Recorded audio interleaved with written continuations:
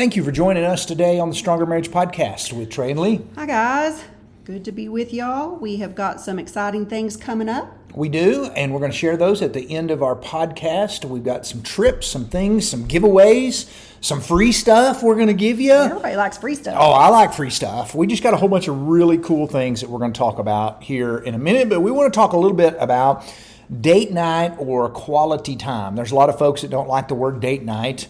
And it doesn't always have to be at night. It can be in the day. But it's about finding quality time with your spouse, why it's important, maybe some tips or some ideas on how to have a great date night or quality time together. Negotiating babysitting, expense, just several things we'd like to mention a little bit, because anytime we post about going on dates, somebody always has to say something along the lines of, well, not everybody can afford dates, or not everybody has clothes to go get dressed up. And there's just so many myths about this. And we want to just talk about some great date night ideas, knock out some myths, give you some truths, give you some ideas, and tell you about some giveaways. Yes, that sounds like a pretty full podcast, so we better get to it. Let's go. All right. So one of the things I'd like to mention really quick is, at a minimum, you should be trying to go on a date every other week. Now, if you can do more than that, we'd love once a week. But if you've got littles at home, multiple kids at home, sometimes that's tough. But you should at least, a minimum of every 2 weeks, be looking for a date, some quality time, some time away, a walk at the park, just something where it's just you two, at least every 2 weeks, and more if you can pull that off. And even for couples who are empty nesters, sometimes they just spend time together and they don't even have any official dates because they're not real intentional with it. And so even if you're an empty nester, you need to be intentional about going, let's have a date night or a day date, or have some time where we just spend some time together without our phones, without something. Yeah, empty nesters spend a lot more time together, I think, than a couple who has kiddos that they're chasing after and whatnot, but you can fall into routines. And so it's good to get out of your routine and do something different every once in a while when you're an empty nester. And as far as, making time, carving out that time every couple of weeks to spend together, whether you're an empty nester or whether you're whoever you are, you have to be very, very intentional. You cannot just go, oh, well, we don't have anything going on tonight. Let's go on a date. Because that usually doesn't work. You usually will have something going on. So I would say, look at your calendar in advance and kind of look at, what nights you have free, and say, okay, there's 2 or 3 nights this month that are completely free, or afternoons, and then say, hey, let's mark those off on our calendar. Let's go ahead and put date, and then start making some plans. Yeah. But you got to mark those off on the calendar to make sure they happen. If you're not intentional, it just probably won't happen. And let me throw this out there to the guys real quick. Hopefully there's men that are listening to this. You can't let your wife do all the date planning. You got to step up and do it. You probably did it before you got married, and you just can't let her do all the planning and you go, let me know what night we're going. You may not be able to line out a sitter, but maybe you can make the plans for the evening. You might tell your wife, if I line up the sitter, will you just plan the evening? Or ladies, you might tell your husband, I'll line up childcare if you'll line up what we're going to do, where we're going to eat, if we're going to go play putt-putt, if we're going to go to the park and walk and have a picnic, just whatever it is. Yeah. So make it fun. That's important. Whatever you decide to do, make it fun, not heavy. Yeah, which means don't save your really serious discussions where there may be some conflict for date night. Date night needs to be a fun thing. Find some time in the day for those hard talks that make date night fun. If date night, if all it is y'all discussing all the issues that are going on in the world and in your life, nobody's ever going to want to have date night. You're going to not look forward to it. So don't make it heavy. Right. It doesn't always have to be expensive. You don't have to have a big dress up date night at an expensive restaurant. You can eat off a dollar menu, and I know there's still a lot of places that have those. You can pack a picnic lunch and go to the park. So don't use the excuse of we just don't have the money to go on a date. Yes, it can cost to go play putt-putt or go bowling or do something like that, but there are plenty of things that you can do. Taking some bread and feeding the ducks, or going to the park and flying a kite. Just something that doesn't require just a lot of expense. So don't let that keep you from going on a date.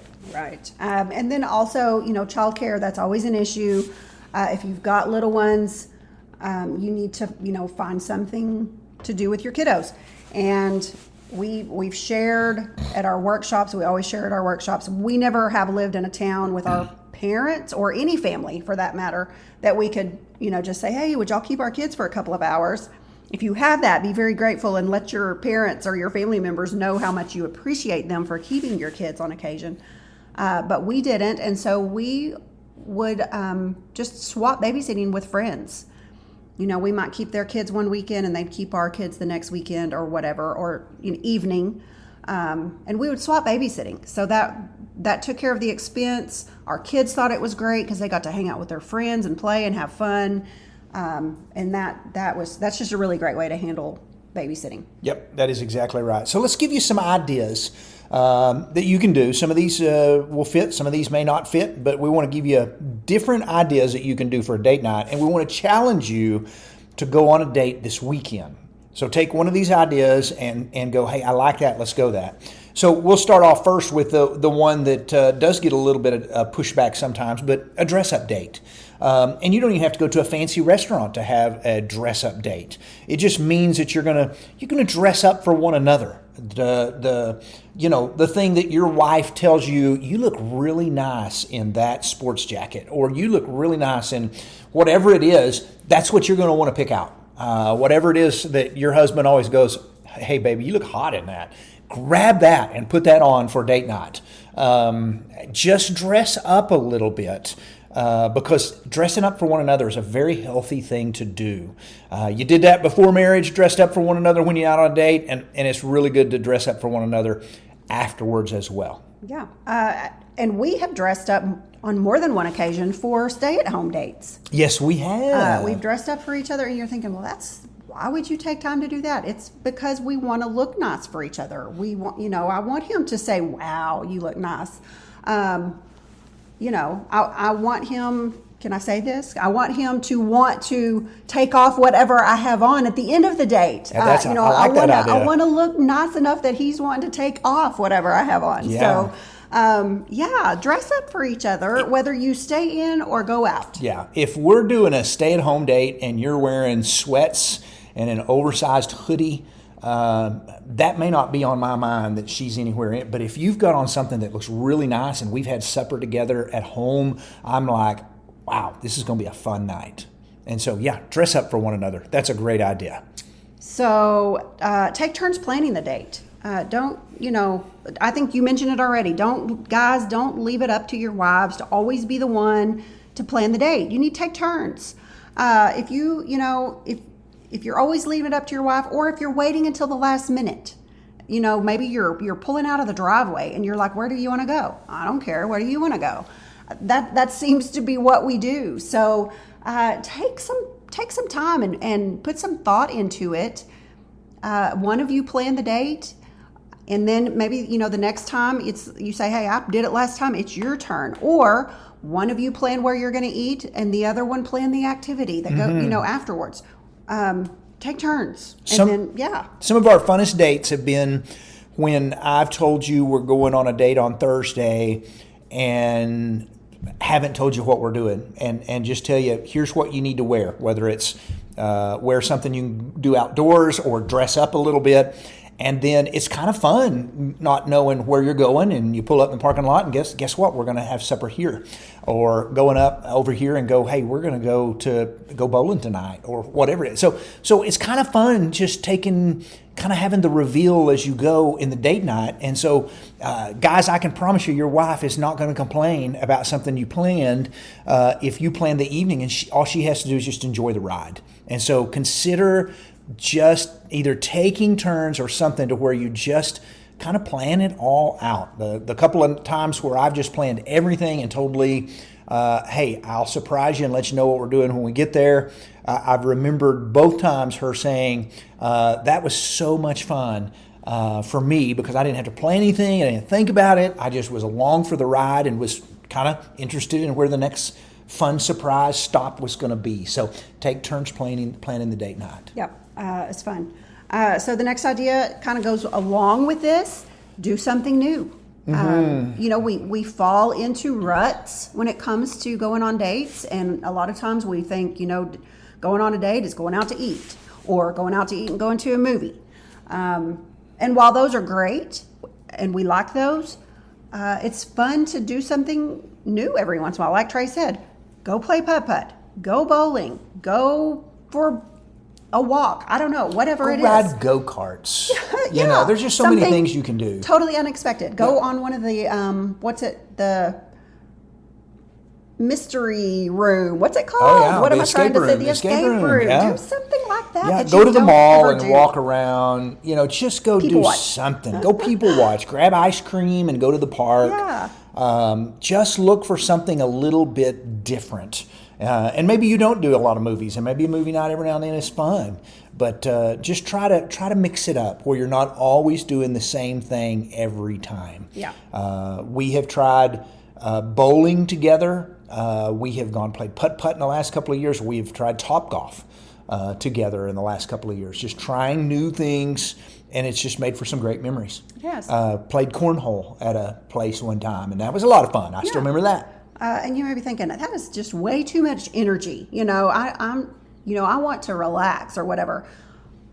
Stay home and order pizza and go out in the backyard and cook s'mores or stargaze, whatever. There's plenty of things you can do that don't require lots of snuggle on the couch, lots of energy. Yeah. In fact, this is a good time to say this. I just found a little deck of cards. They're called date night cards. I'm not exactly sure if that's the exact name for them, but they are cards and they have scratch offs on there. And I think you can choose, like, if you want like low key, if you want inexpensive.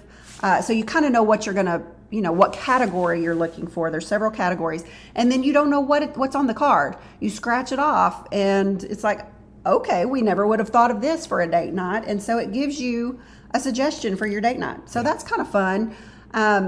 Anyway, we just got those. We're gonna start, using them occasionally, and we can link them in the bio down here, and you can go find those on our Amazon storefront if you want to check those out for yourself. There you go.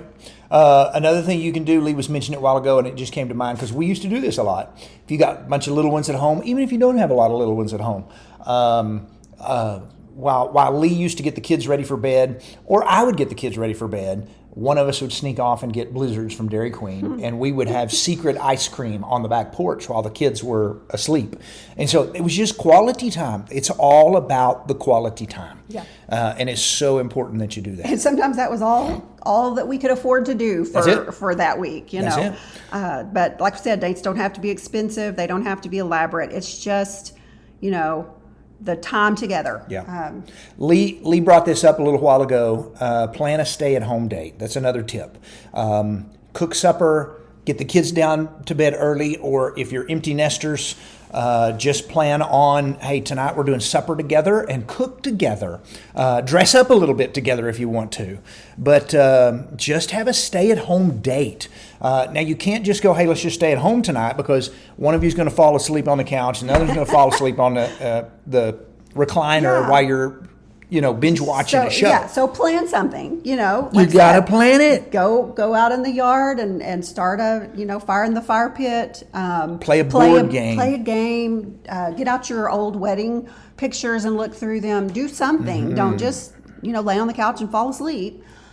Do something out of the ordinary. Yeah. We've talked about keeping it light.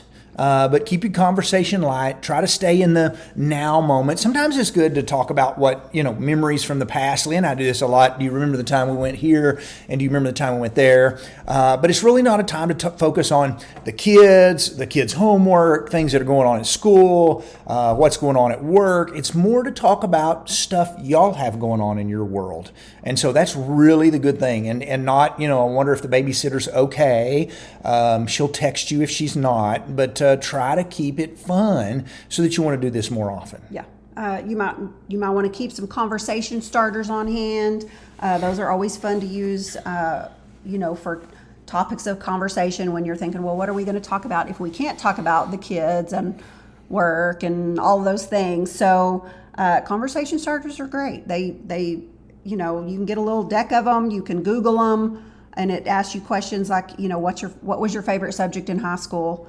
Or it might have a question like, what was your favorite trip we took together? All kinds of questions like that and then you just start talking about just all sorts of memories, and you're laughing and you're having fun and you're learning things about each other. That's true. So conversation starters are great. We could also link some of those. Yep, we'll have those in there. They're in our Amazon storefront. Yes. Of things that we like and we bought on Amazon. We have them in our storefront, so you can go, I hadn't thought about that. That might be pretty good. Definitely feel blessed that you're with your spouse, that you're getting some time together. Feel very blessed that you picked a person that loves you and that you love them, and use that as a time to affirm one another, to encourage one another. Date night, you tell them that they look beautiful tonight, that they smell amazing if they put on some cologne, or some perfume. Brag on them. You should strive to make this like the old date nights when you were going out, where you just were bragging about one another and how nice you look tonight and your hair looks good. Whatever it was, just use your time together to remind each other. We're very, very blessed. Yes. Sorry, I was daydreaming. Hey, you're all right. You were thinking about how blessed you were. That's right. I was something. I don't know what I was thinking about, but I was not prepared for it to be my turn. Sorry, I just kind of stopped and it was you. We have one more we want to talk about. The last one. Lee kind of brought it up earlier, but we can say it again. Yeah. That when the date night is over, it is good. Every date night does not have to include it. All date nights should include intimacy, but not all date nights have to include sexual intimacy. But there are times when date nights can include sexual intimacy, that you take the date back home, that the date doesn't end when you pull into the garage, that you look forward to coming home together that night and maybe climbing into bed together and being physically intimate. That is God's design for marriage, and connecting a husband and wife together and reconnecting them over and over and over. Marriage, if there is never any intimacy at all, and intimacy can be verbally, emotionally, physically, sexually, a marriage without any kind of intimacy is just roommates, and that's not really what God designed for marriage. So flirt with one another while you're out on a date. One of my most favorite times where I just thought we did it was we were in Arizona one time doing a workshop, and we had a night free, and we went to the Cheesecake Factory, and it was packed, and we were standing in line. It was a 20-minute wait, and we're over in the corner. There was no place to sit, and so we're kind of snuggled up each other, and we've got our arms wrapped around each other, and I think I may have kissed you on the head 2 or 3 times. I don't know, but we were being physically affectionate. And as we were going to the table, one of the ladies asked us if we were honeymooners, and I just remember thinking, hey, we've done something right. I said about 30 years ago we were, but it was one of those moments where we were alone, we were together, we were snuggled up to each other. Date nights are a great night to hold hand, to flirt with one another, to kiss, to be sexually intimate if that's something, but to have some intimacy there, that is just that's a healthy thing for your marriage. It is. Yes, it is. And you said it. I'm trying to think of the exact sentence you said a while ago. Every date should include intimacy. Mm-hmm. It does not have to be sexual intimacy, but every date should include intimacy. And if you're a new listener of ours, and haven't, heard much of what we like to preach. Intimate, sex and intimacy can be two different things. Not two different things. How am I trying to say this? Sexual intimacy is a form of intimacy, but so is all the other things that you do on a date. Conversation builds intimacy. Having fun together builds intimacy. Yes. Building those memories builds intimacy. Touching each other builds intimacy.